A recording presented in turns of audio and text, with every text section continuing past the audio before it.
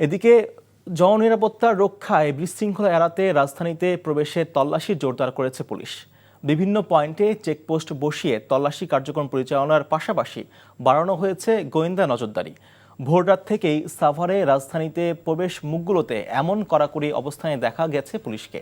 পাশাপাশি সাদা পোশাকেও গোয়েন্দা পুলিশের সদস্যরা রাজধানী অভিমুখী বাস, মাইক্রোবাস, প্রাইভেট কার, মোটরসাইকেলে তল্লাশি চালান। তল্লাশি কার্যক্রমে নেতৃত্ব দিচ্ছেন অতিরিক্ত ডিআইজি পদে পদোন্নতিপ্রাপ্ত ঢাকা জেলার পুলিশ সুপার আহমদ মঈদ।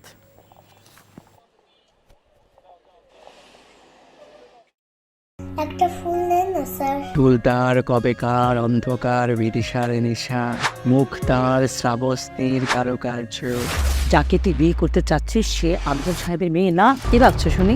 তোমারই যেন ভালোবাসিয়াছি শতরূপে শতবার, চিরকাল ধরে মুগ্ধ হৃদয় গাঁথিয়াছে গীতিহার। এই মেয়েকে বিয়ে করতে পারবি না। আমার তৃষ্ণার্থ হৃদয় শুধু তোমাকেই খোঁজে। নাম, পরিচয়, বংশমর্যাদা সব ঠিক কি হয়? আজকের পর থেকে আমি তোমার কাছে মৃত।